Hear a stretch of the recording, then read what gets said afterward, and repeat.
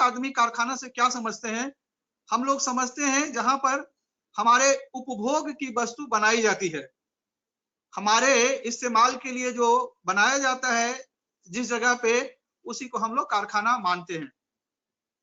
तो कारखाना में जो बनता है, तो कारखाना में मशीन होता है, इंग्रेडिएंट्स होता है, और तमाम चीज करने के बाद में वो कारखाना में उत्पादन होकर के हम तक पहुंचता है, और उत्पादन को हम लोग इस्तेमाल करते हैं।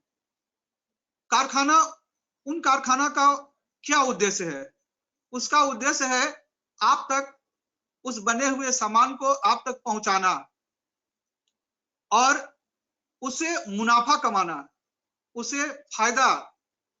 अब तो सिर्फ उद्देश्य जो है, मनुष्य जो है भटक गया है, वो सिर्फ फायदा ही के बारे में सोचता है और मिलावट भी करता रहता है।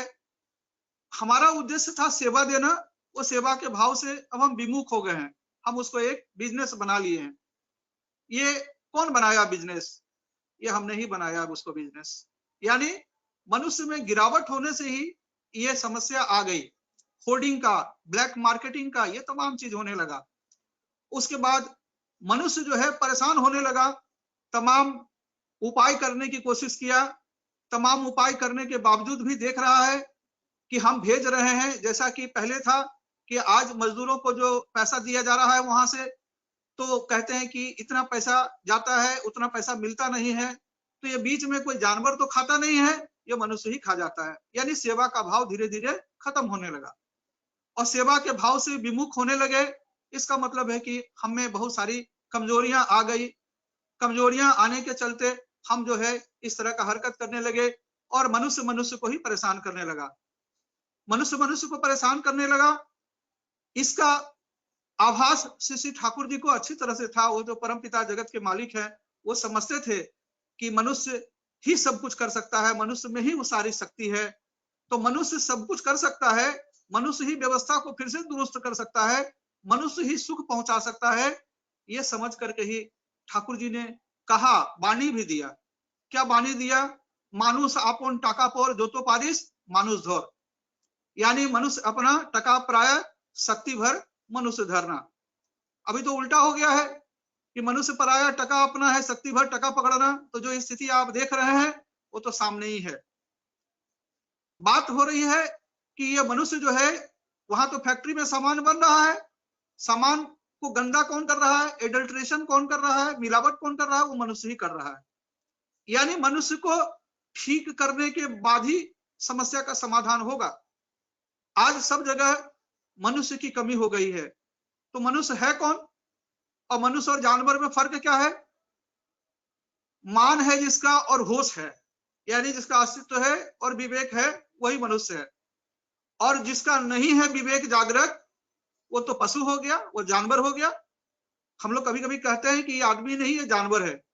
इसका मतलब है कि जानवर और मनुष्य में फर्क विवेक का ही है। अगर विवेक शून्य है तो वो जानवर ही है और जानवर की तरह ही व्यवहार करेगा वो। तो इस विवेक को जगाएगा कौन? ये विवेक आएगा कैसे? ये मनुष्य, अच्छा मनुष्य बनाने का कारखाना है कहाँ? ये कारखाना, ये कहाँ मनुष्य पैदा होता है, मनुष्य बनता कहाँ है? ठाकुर जी चूंकि हर चीजों के मूल कारण में वो जाते थे, चूंकि वो कारणों के कारण हैं, वो जगत के समस्त चीजों के वही मालिक हैं। तो कारण को उन्होंने ढूंढा और कारण यही पाया कि मनुष्य में तमाम जो है कमियां आ रही है, दुर्बल हो रहा है मनुष्य। इसी की वजह से यह समस्या है। मनुष्य दुर्बल क्यों हो जा रहा है, इस पर भी विचार किया। उसके बाद में उन्होंने विचार जब किया तो मनुष्य को अच्छा बनाने के लिए उन्होंने 3 विधान दिया। पहला क्या है? दीक्षा। उसके बाद क्या है? शिक्षा। उसके बाद क्या है? विवाह। अब सोचिए कि दीक्षा, पहला दीक्षा है, इसीलिए ठाकुर जी मनुष्य मांगते थे, पैसा नहीं मांगते थे। हम लोग पैसा मांगते हैं, वो पैसा वो मनुष्य ही मांगते थे। क्यों मनुष्य चाहते थे? हर लोगों से कहते थे कि मनुष्य लाके हमको दो। वो इसलिए चाहते थे कि मनुष्य ही सब कुछ ठीक करेगा, चूंकि हमारा वो प्रतिनिधि है, ईश्वर का प्रतिनिधि। हेलो, आवाज आ रही है? हेलो, हाँ जी वो आ रहा है। तेरा सारा कंटिन्यू आ रहा है, बहुत अच्छा आवाज अच्छा आवाज आ रही है। हाँ, तो मनुष्य जो है वो कट रही है इसको आवाज, जब कट तक रही है, थोड़ी आवाज कट रही है। हेलो है। हेलो हम हेलो, लोग को बहुत अच्छा आ रहा है। पंकज दा प्लीज कंटिन्यू करिए। अच्छा आ रही है आवाज, तो अच्छी आ रही है। हाँ, तो मनुष्य जो है वो मनुष्य बनेगा कैसे? तो दीक्षा के माध्यम से दीक्षा देंगे। दीक्षा में होता क्या है कि ईश्वर का सतनाम दिया जाता है, सदगुरु का सतनाम दिया जाता है। ठाकुर जी बोलते हैं कि सतनाम के मनन करने से मनुष्य के अंदर में परिवर्तन होना शुरू हो जाता है। मैंने ठाकुर जी का एक चीज पढ़ा, उसमें लिखा है कि जब हम नाम करते हैं तो नाम में स्पंदन होता है, वाइब्रेशंस होता है। और ये हमको जो बीज नाम दिया गया है, ये बीज नाम सभी नामों का, आदिम नामों का मैकेनिज्म है। और ये जब स्पंदन होता है तो हमारा नर्व जो है स्नायु में स्पंदन होता है, स्नायु के साथ साथ हमारे ब्रेन सेल्स में स्पंदन होता है। और वह स्पंदन हो जाता है इन ट्यून किसके साथ में? ये कारण पुरुष है, उनके साथ में उसका स्पंदन का ट्यूनिंग होना शुरू हो जाता है। और जब ट्यूनिंग होना शुरू हो जाता है तो हमारे अचेतन मन में बहुत सारी बातें है, वो हमारे स्तर पर आना शुरू हो जाता है। और चेतना के स्तर पर जब आना शुरू हो जाता है तो हम में क्या कमी है वो भी हमको पता चलने लगता है। यानी कहा गया, नाम रसायन तुम्हारे पासा सदा रहो रघुबर के दासा। ये नाम क्या है? रसायन का काम करता है। रसायन कोई भी आप दवा खाते हैं तो क्या होता है? उसकी क्रिया होती है, और क्रिया करती है, जो उसका काम है वो करती है, तो उससे हमको लाभ होता है। तो अनुराग के साथ नाम करने से जो नामी पुरुष हैं, हम लोग तो बड़े सौभाग्यशाली हैं कि हमें नाम भी मिला है और नामी पुरुष भी मिले हैं। और साथ साथ हमें कोई दिक्कत हो तो आचार्य परंपरा भी मौजूद है। हमें यह बहुत ही फक्र है हम लोगों को इस बात का कि आज इस पृथ्वी पर यह 5वां जनरेशन, जो ठाकुर जी का 5वां जनरेशन को भी हम सामने देख पा रहे हैं। ऐसा इस पृथ्वी पर इस समय में तो हमको नहीं लगता इस पृथ्वी पर कहीं ऐसा अद्भुत लीला चल रहा होगा। वास्तव में हम लोग बहुत ही भाग्यवान हैं, हम लोग बहुत ही भाग्यवान हैं। तो हम जो है ये दीक्षा के द्वारा वो जो ठाकुर जी सतनाम प्रदान करते हैं, जो बीज मंत्र देता है, बीज मंत्र दिया जाता है, उस बीज मंत्र के अनुराग के साथ जपने से प्रभाव क्या होता है? देखिए कितना बड़ा प्रभाव पड़ता है। ये मनुष्य में जो विकार पैदा होता है, क्योंकि क्या होता है कि हम शारीरिक जो हमारी गंदगी है उसको तो धो करके साफ कर लेते हैं। कहा जाता है सदगुरु आवे भेद बतावे, ज्ञान करे उपदेश, अब कोयला के मैला झरे जब अग्नि करे प्रवेश। ये जो अंदर में जो मैल है, हमारा अंदर में जो विकार उत्पन्न हो रहा है, ये कोई साबुन तो साफ करेगा नहीं। ये नाम के प्रभाव से, नाम अग्नि का काम करता है, कितना क्रिया करता है, इसको करके ही जाना जाता है, बिना किए तो नहीं जाना जाएगा। लोग करते नहीं है, इसी के लिए वो जान नहीं पाते हैं। करना तो पड़ेगा ही, बिना किए कुछ नहीं होगा। अब सवाल उठता है, उसी तरह की बात है, बहुत लोग बोलते हैं क्या होता है, तो उसी तरह की बात ये कर रहे हैं कि ज्यों तिल माही तेल है और ज्यों चकमक में आग, तेरा साईं तुझ में है, जाग सके तो जाग।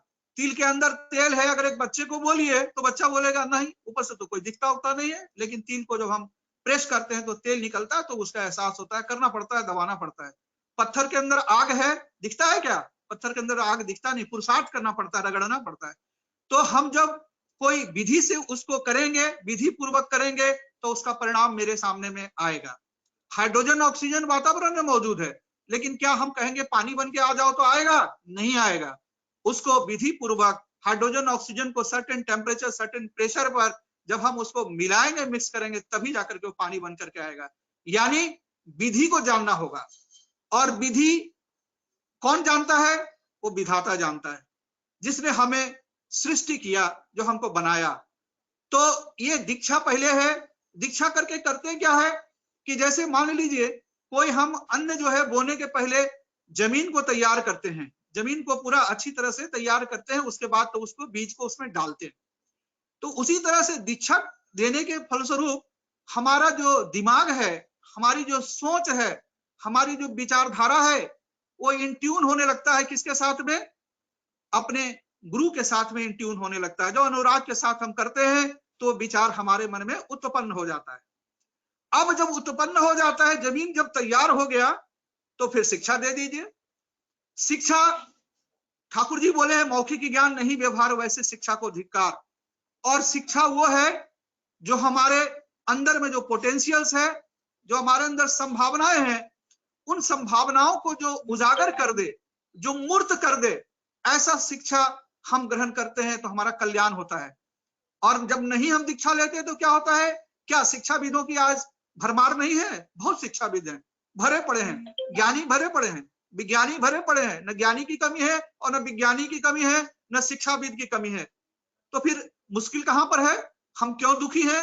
क्यों संसार में समस्याएं हैं?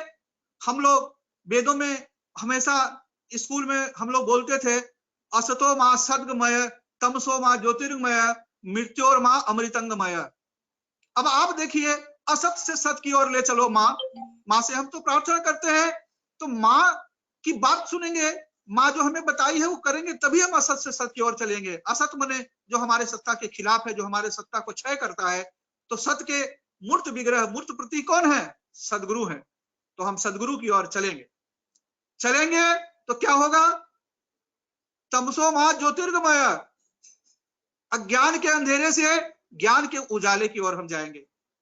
ये जो ज्ञान है, ये जो किताबों में ज्ञान है, ये जो लोग ज्ञानी हैं, ये ज्ञानी जो है वो सदज्ञानी नहीं है, ज्ञानी है, प्रतिभावान है, प्रज्ञावान नहीं है। उस ज्ञान को, वो जो अभी के ज्ञान है, जो विवेक रहित ज्ञान है, चूंकि वो सदगुरु से जुड़े नहीं है, तो उनका मकसद क्या होता है? हम पढ़ लिख करके वही मकसद पूरा करते हैं, अर्थ मान जस, यही ढूंढने में सारा जीवन व्यतीत कर देते हैं।